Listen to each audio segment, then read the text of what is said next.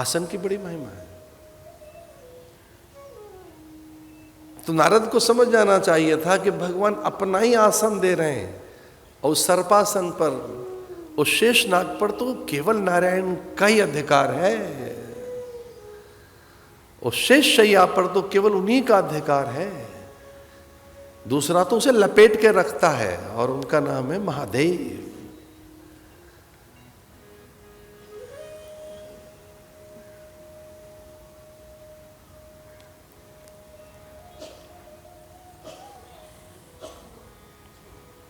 भगवान की अपनी लीला ये थी, कोई तो कारण चाहिए उनको जगत विस्तार के लिए, अपने संकल्प की रचना के लिए, स्वयं के अवतरण के लिए। ऐसे नारद भगवान को अपनी कथा सुनाने लगे।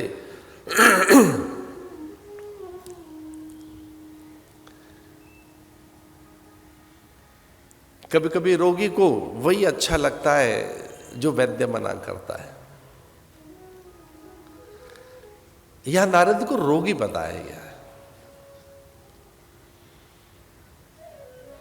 मानस रोग नारद को।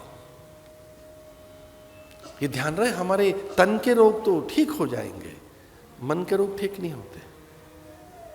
जो मन की व्यथा है, मन का असंतोष है, मन में जो व्याधियां हैं, मनोरोग है। जैसे एक रोग ऐसा है जो यों ही है, हमें भविष्य को लेकर जो एंजाइटी है हमें, वो ऐसे ही है। एंजाइटी वर्तमान के लिए नहीं होती ना, वर्तमान के लिए एंजाइटी नहीं होती, एंजाइटी तो फ्यूचर के लिए है आपको। एक और ध्यान से सुनना, भय वर्तमान में नहीं होता, भय नाम की चीज वर्तमान में नहीं होती, फ्यूचर के लिए है फियर। और मनोवैज्ञानिक कहते हैं फियर दो प्रकार का है, एक तो परिचित, एक है अपरिचित। तो कभी कभी चिकित्सक, मनोचिकित्सक लिखता है कि जी आपको अननोन फियर है, स्ट्रेस है, अननोन स्ट्रेस है। ये जो एक फियर है हमको, ये कब ठीक होगा? इसके लिए शास्त्र कहता है आहार शुद्धि, सत्व शुद्धि। जब तक विचार और आहार दोनों ठीक नहीं होंगे आपके, आपका भय ठीक नहीं हो सकता, कभी नहीं। अभयम सत्व संशुद्धि। जीवन की जय तब मानी जाए जब आप में अभयता आ जाए, और ये अभयता जब आएगी, आप अभयता कब आएगी?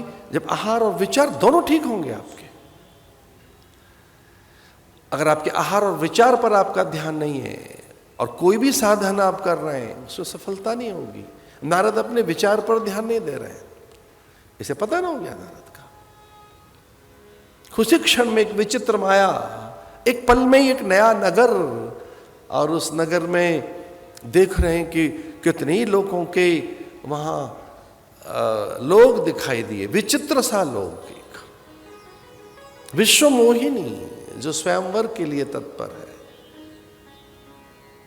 वहां के राजा ने नारद का आदर किया, गुरुदेव कहकर कहा उसने, गुरुवर मैंने इतने महान पुण्य होंगे कल्पना नहीं की थी। अनायास और ऐसे ही आपका बिना आमंत्रण के आगमन में धन्य हो गया। हमारे शास्त्रों में लिखा है आप्तकाम, पूर्ण काम, निष्काम, वीतराग, कोई योगी, यति, तपः, पूत, सन्यासी अथवा ब्रह्मचारी आपके द्वार पर भिक्षा के लिए आ जाए, घर में चला आए, शुद्ध आयतनम, ऐसा कहते हैं कि आयतन माने घर शुद्ध हो जाता है। इन सब बहुत बातों मत पढ़ना, पर सच तो यह है कि पितृ तृप्त हो जाते हैं, देव प्रसन्न हो जाते हैं।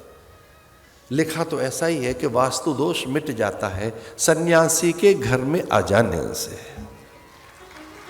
ऐसा लिखा है कि अगर सन्यासी घर चला है, ये सन्यासी माने कौन?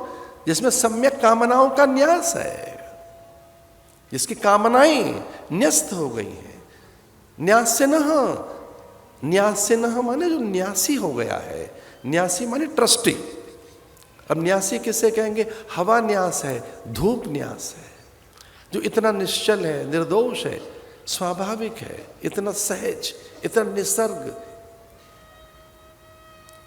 ऐसे न्यासिनः ब्रह्मनिष्ठः, ऐसा ब्रह्मनिष्ठ योगी, यति, तपः, पूत, सन्यासी, विरक्त, वीतराग या ब्रह्मचारी या वेदमूर्ति अथवा गायत्री उपासक, ऐसे महापुरुष के घर आगमन से समूची नेगेटिविटी दूर जाती है।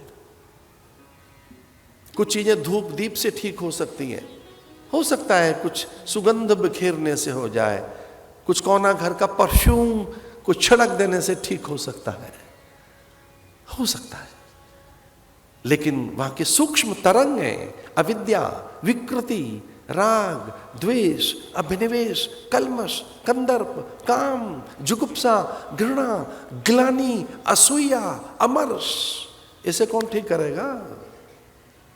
अमर्ष, अमर्ष जानते हो किसे कहते हैं? दूसरे की प्रगति से विचलित हो जाना। एक आध अपने लेवल तक घर बन गया है, कोई ठीक बात, कोई ज्यादा परेशान नहीं होता आदमी, 2-3 तल्ले और चढ़ जाए फिर परेशान हो जाता है। ये क्या हो गया? अमर्ष, ग्लानि, भय, जुगुप्सा, संशय,